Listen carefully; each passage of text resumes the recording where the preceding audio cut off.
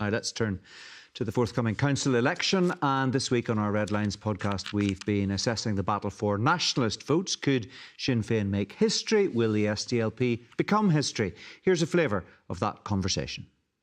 Well, ultimately, it's going to start with Sinn Féin. Sinn Féin will be looking to become the largest party of local government overall. They've come into this election with 105 councillors in total. They scored 23.2% of the vote, which was down from 2014. They were down just under a percentage point. So they'll be looking to overtake the DUP and broaden their base because they didn't have a very good election in 2019. Their vote share went down. They didn't gain any councillors net. They actually fell back in some areas. So they'll be looking to really pick up seats really across the piece. They're targeting gains, so they'll be looking to strengthen their position and score that historic venture of becoming the largest party of local government, and also potentially scoring the best share for a nationalist party since 1973 at local government. So that's Sinn Féin. For the SDLP, it really is a story about holding back potential losses. They go into this election on 12% of the vote and 59 councillors. They lost 7 last time. The SDLP has trended down at every local government election since 1993, so they'll be looking to halt that slide and potentially limit losses elsewhere. So that's very much the story of where the two main parties are. Jane, as David said, Sinn Féin's looking to make history by becoming the biggest political party in local government. No nationalist party has ever done that before, and then the SDLP, of course, could find itself struggling to hold on. Absolutely, and I think many people within the SDLP feel that they're going into this election sense of dread, worry that they're going to lose and fall further back. I mean, they ended up with 59 at the end of 2019, but they dropped from 66. Now, they will say a lot of that was defections and people going independent and splitting, and that they managed to pull one back and retain 59 and only lose about 1.6% of their vote share was a good thing. But there's no doubt, we were all at the SDLP conference back in March, and you could sense that they know that if they don't win seats in this election, then very soon votes and seats are going to start to dry up altogether, and that's a big problem for them.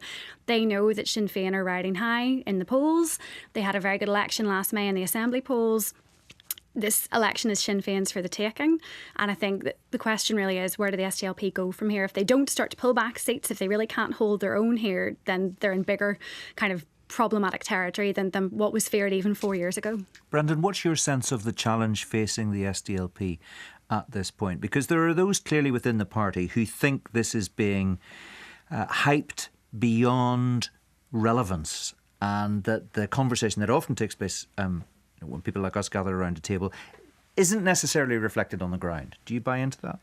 Well, it's hard to dispute the numbers whenever you look at the basic facts of how the SDLP has done in successive elections versus Sinn Féin. It is clearly losing in that battle within nationalism. And we are seeing Sinn Féin is obviously now knocking on the door of potentially being the largest party within local government, and therefore, the largest party both at assembly level and at that council level. And that's a very difficult narrative for the SDLP to, I suppose, battle against, because you have potentially Sinn Féin being the largest party in Northern Ireland and taking that First Minister role whenever or if ever Michelle O'Neill becomes First Minister. And then as well as that, you have Sinn Féin is the most popular party within the Republic of Ireland and is knocking on the door of the Taoiseach's office as well, with Mary Lou McDonald potentially at the next general election in the South becoming Taoiseach. So that is a very powerful message within nationalism, the idea that you have a nationalist party leading government both north and south, and so therefore it's very difficult for the SDLP to battle against that. Really, this is an election where the SDLP have to hold what they currently have, and even with that, it's going to be a struggle in some areas. Are you saying it's about the survival of the party? I think that whenever we dust off the end of this election, whenever we're looking at the final numbers, if the SDLP comes in with a significant reduction in its numbers of seats, I know that last year after the Assembly election, there was one SDLP insider told the Belfast Telegraph that the party could be looking at a reduction of about 25 council seats come May the 18th. If that's the sort of figure that we're looking at happening on May the 18th, then I think that it could potentially potentially be an existential crisis, another existential crisis for the SDLP. David, do you think it's that serious? It potentially could do, because the party can't, at a local election, it goes back 30 years and it can't point to advances. It can only point to trends down. Even if we go back to recent elections, 2001, the party got 19% of the vote. That became 17% in 05, which turned into 15% in 2011, 13.6% in 2014, and it was 12% at 2019. And the other thing, we talked about this last week, about the differential between assembly election results and local election results. And for the SDLP, they actually map each other. So what they get at assembly elections typically maps what they get at locals. There is not, unlike the Ulster Unionists versus DUP, there isn't a big differential between what the SDLP get at locals and what they get at assembly. But the party will point to Westminster successes and say last time round the SDLP, to some extent against the odds, because people weren't necessarily predicting it, the party won 2 seats.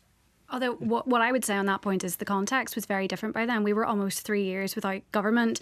You had a situation where Sinn Fein and the DUP were both being blamed for there not being a functioning executive. This time around, we know that all fingers are being pointed at the DUP, being the blockers and the wreckers of the institutions. And that is a strong message. And when you even look at how Michelle O'Neill has been front and centre of this campaign for Sinn Fein, she's not even a candidate. So that message that you can have a party, and the biggest party in government led by Michelle O'Neill, who talks about being a First Minister for all, sending a message to unionism that nationalism won't stand for this any longer. That is why I think things are different now, and that is why it's harder for the SDLP to press back against that message. It depends, doesn't it, David, what this election turns out to be about. If it's about Michelle O'Neill being the First Minister in Northern Ireland, then you can understand why the Nationalists would move in a certain direction. But if people think maybe it is about local issues, maybe it is about the nuances between Sinn Fein and the SDLP and the green independents, as we might call them, and we'll come on to them in a moment or two,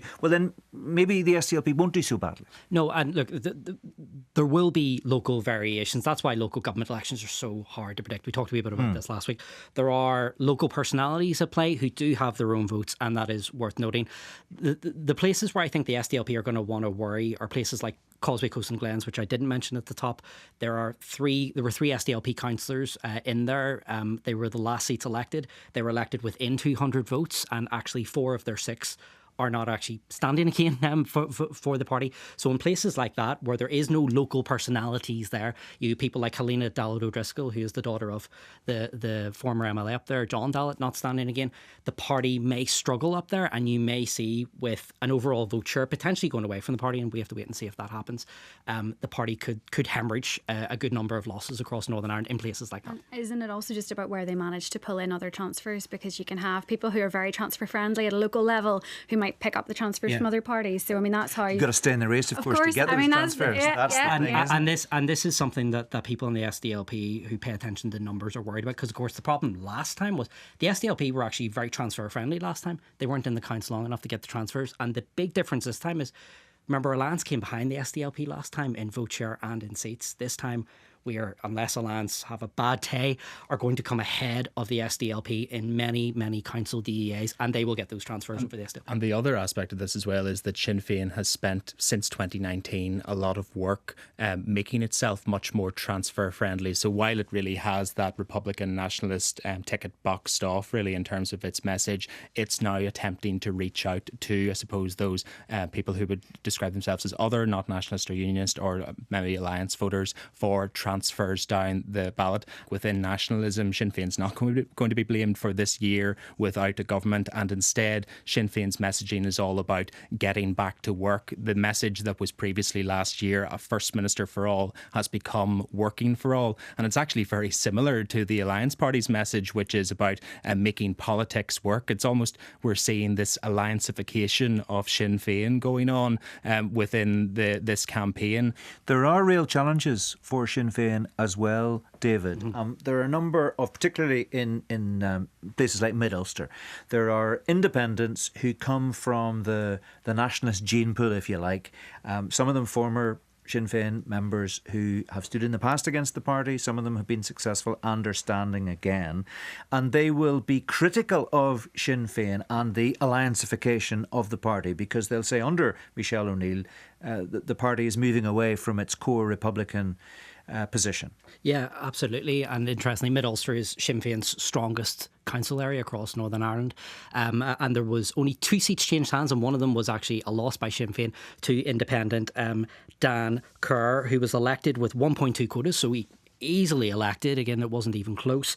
And again, Sinn Féin will be worried, because if there is any word that those votes will fray off, Mid-Ulster does seem to be kind of fertile ground for that. That is Michelle O'Neill's backyard. Absolutely. So again, it'll be fascinating to see, do we see votes bleed off in those really strong nationalist councils in places like Derry and Strabane as well? You would suspect the intention is that is going to happen, because you talked about Dan Kerr already. I've got this poster up that seems to be doing the rounds. It's really interesting. Let's just talk us through this, because we think this is quite new, isn't it? I haven't seen anything like this before. These guys can correct me if I'm wrong. But so you've got Dan Kerr, who David mentioned, who's running, Barry Monteith, who's the former Sinn Féin councillor who left the party quite some time ago and has stayed there and has remained elected in his own right. Alongside him, you've got Theresa Quinn, you've got Marion Vincent, and then Kevin McElvogue, and they're calling it the Drive for Five. So this is independent Republicans, the Drive for Five.